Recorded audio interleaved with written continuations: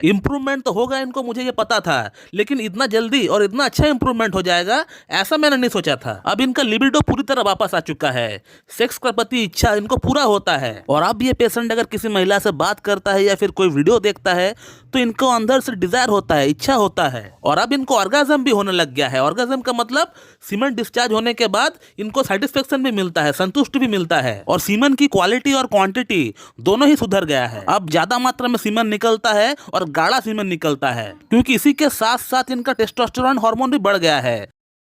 नमस्कार दोस्तों, आज इस वीडियो में हम लोग बात करने वाले हैं कि किसी एक पुरुष का शरीर में अगर प्रोलैक्टिन नामक महिला हार्मोन अगर बढ़ जाए तो उसे किस तरह का यौन समस्या, सेक्स प्रॉब्लम फेस करना पड़ता है, ये आज हम लोग जानने वाले हैं। और होम्योपैथिक ट्रीटमेंट के जरिए हम लोग इसे कैसे ठीक कर सकते हैं, ये भी आज हम लोग जानेंगे। तो मैं डॉक्टर सुप्रता और आप सभी का फिर से एक बार बहुत बहुत स्वागत करता हूँ अपने इस YouTube channel homeo care tips पे। दोस्तों, प्रोलैक्टिन, एस्ट्रोजन और प्रोजेस्टेरोन, ये जो तीन हार्मोन होती है, ये फीमेल्स हार्मोन होती है, महिला हार्मोन होती है, और महिलाओं के अंदर ही इसका प्रोडक्शन ज्यादा मात्रा में होता है एज कम्पेयर टू मेल्स। पुरुषों में भी ये तीनों हार्मोन पाया जाता है, लेकिन पुरुषों में ये तीनों हार्मोन जितना कम से कम मात्रा में हो उतना ही अच्छा होता है। पुरुषों के अंदर टेस्टोस्टेरोन और एंड्रोजन हार्मोन का प्रोडक्शन ज्यादा होना चाहिए, ना कि प्रोलैक्टिन, एस्ट्रोजन और प्रोजेस्टेरोन का। सिमिलरली महिलाओं के अंदर टेस्टोस्टेरोन और एंड्रोजन का प्रोडक्शन कम होना चाहिए और प्रोलैक्टिन, एस्ट्रोजन और प्रोजेस्टेरोन का मात्रा सही होना चाहिए, ताकि उनका बॉडी का प्राइमरी और सेकेंडरी कैरेक्टर सही से डेवलप हो सके। लेकिन ये प्रॉब्लम तब बढ़ जाता है जब एक पुरुष का अंदर महिला हार्मोन बढ़ जाए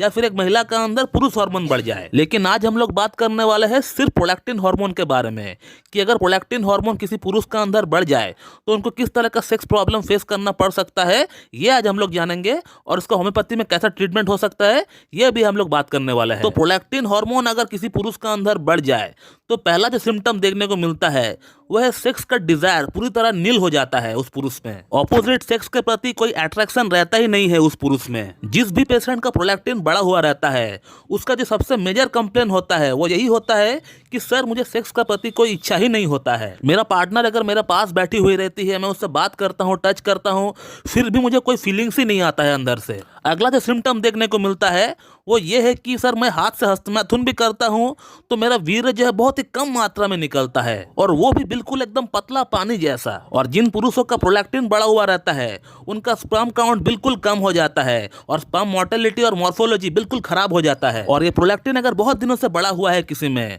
और उसके लिए अगर कोई ट्रीटमेंट ना लिया गया हो सही से, तो उस पुरुष को इनफर्टिलिटी की प्रॉब्लम भी देखना पड़ सकता है। अगला जो हाई प्रोलैक्टिन का सिम्टम होता है पुरुषों में वो ये है कि एक पुरुष का चेस्ट, जो छाती होता है, वो बिल्कुल महिलाओं जैसा हो जाता है, यानी इंग्लिश में जिसे हम लोग गायनोकोमेस्टिया बोलते हैं, इसका भी शिकायत होने लगता है। क्योंकि प्रोलैक्टिन जो हार्मोन होता है ये महिलाओं में उनका ब्रेस्ट एनलार्जमेंट में भी जो है सहायता करता है। और एक महिला जब माँ बन जाती है तो यही हार्मोन है जिससे जो है मिल्क प्रोडक्शन होता है। इसके अलावा जो मैंने देखा है इतने दिनों से वो ये है कि जिन पुरुषों का प्रोलैक्टिन बढ़ा हुआ रहता है उन पुरुषों को सही से ऑर्गाज्म भी नहीं हो पाता है।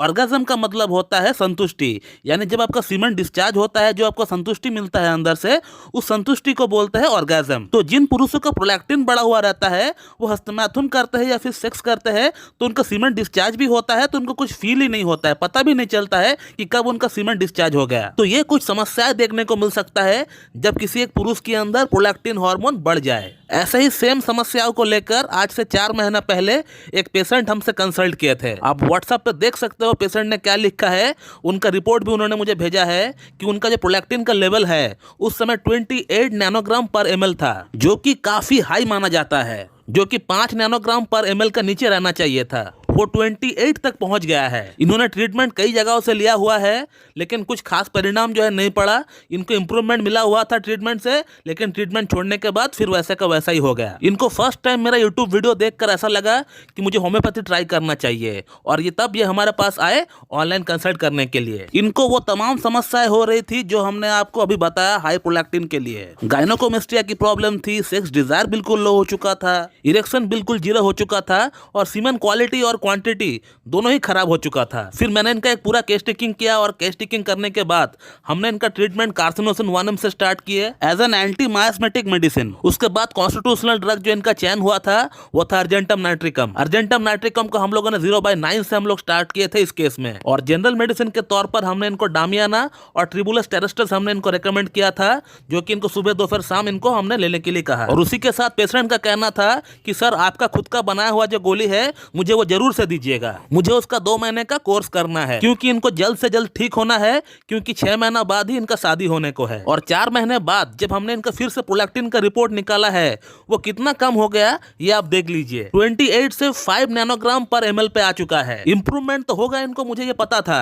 लेकिन इतना जल्दी और इतना अच्छा इंप्रूवमेंट हो जाएगा ऐसा मैंने नहीं सोचा था। अब इनका लिबिडो पूरी तरह वापस आ चुका है, सेक्स के प्रति इच्छा इनको पूरा होता है। और अब ये पेशेंट अगर किसी महिला से बात करता है या फिर कोई वीडियो देखता है तो इनको अंदर से डिजायर होता है, इच्छा होता है। और अब इनको ऑर्गेज्म भी होने लग गया है। ऑर्गेज्म का मतलब सीमेन डिस्चार्ज होने के बाद इनको सेटिस्फेक्शन भी मिलता है, संतुष्टि भी मिलता है। और सीमेन की क्वालिटी और क्वांटिटी दोनों ही सुधर गया है। अब ज्यादा मात्रा में सीमेन निकलता है और गाढ़ा सीमेन निकलता है, क्योंकि इसी के साथ साथ इनका टेस्टोस्टेरोन हार्मोन भी बढ़ गया है।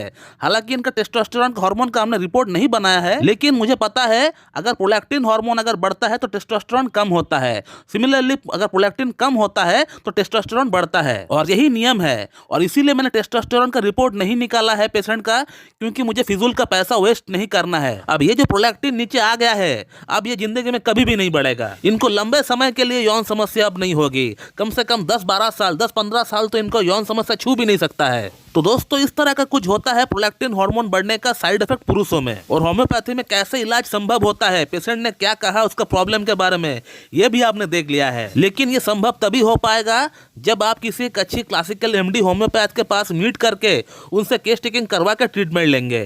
खुद से ट्रीटमेंट करेंगे जिंदगी में नहीं होगा। दोस्तों मैं इस वीडियो को यहीं पे एंड करता हूँ। So thank you very much and have a good day.